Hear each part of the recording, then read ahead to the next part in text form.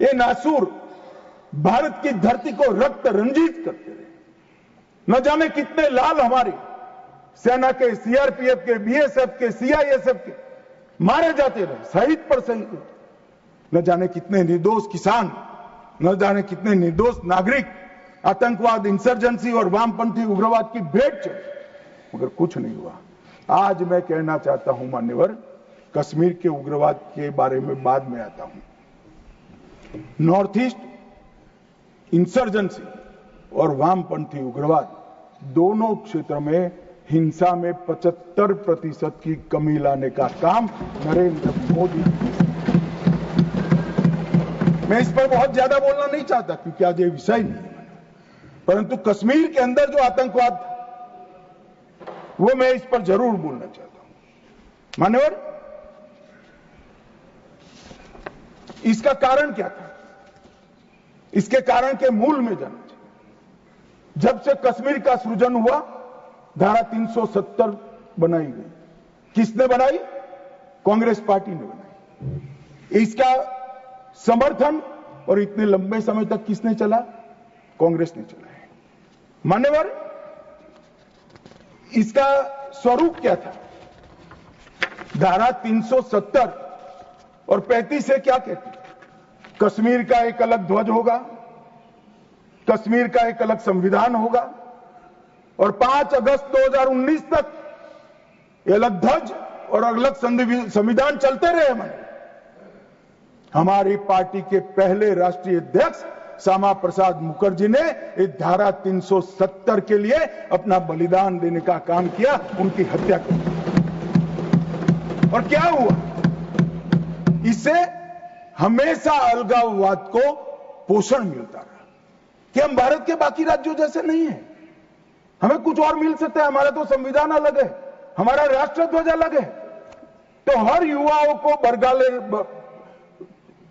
उनको उकसाने का मौका हमने पाकिस्तान, और कश्मीर के अंदर पहले अलगाववाद की बात हुई, फिर आजादी की बात हुई और वो ही आतंकवाद का मूल बना मान्यवर। और इसके बाद धार्मिक कट्टरता बढ़ाने वाले सारे संगठन इनकी तुष्टीकरण की नीति के कारण चलते रहे मान्यवर।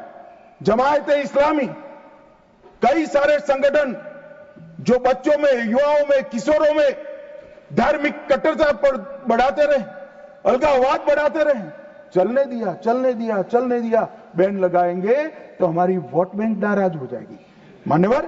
इसके साथ साथ पाकिस्तान ने टेरर ग्रुप बनाए और ये टेरर ग्रुप के प्रवक्ता, इसका नाम है हुर्रियत कॉन्फ्रेंस।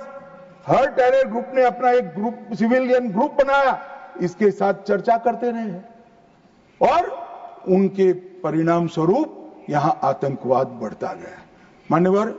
मैं आज स्वर्गीय शम्मी कपूर को भी कोट करना चाहता हूं। शम्मी कपूर जी, मैं पार्टी का अध्यक्ष था तब मिलने आए थे।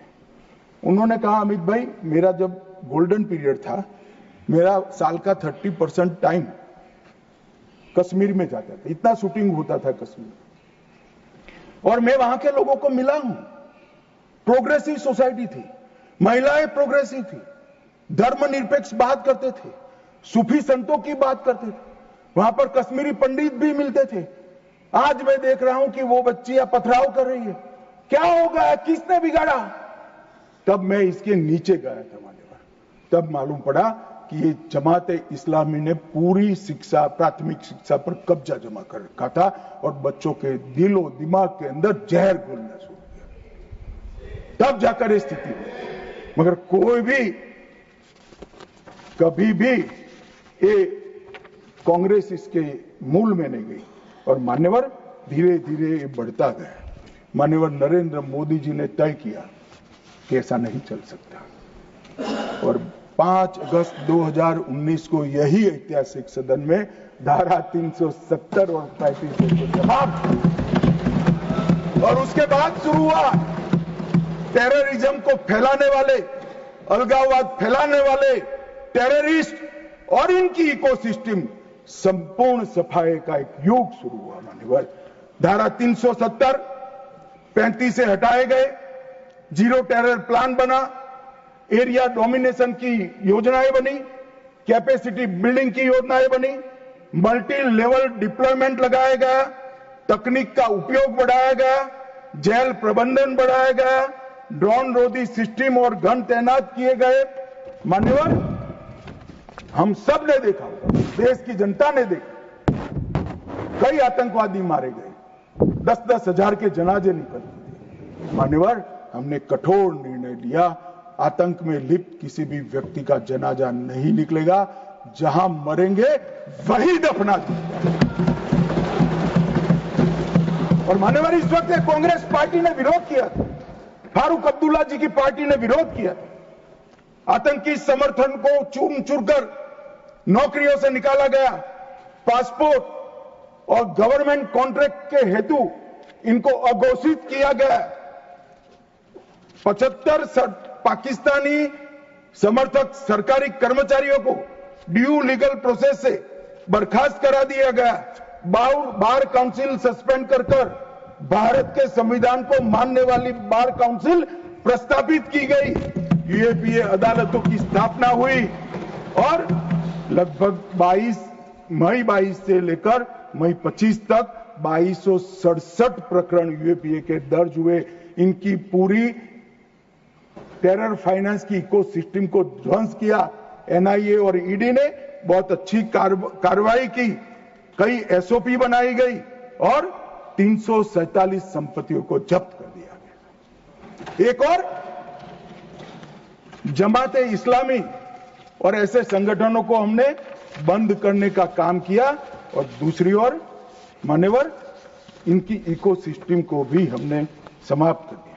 मैं आज इस सदन के रिकॉर्ड के लिए बैन किए हुए संगठनों का लिस्ट पढ़ना चाहता हूं।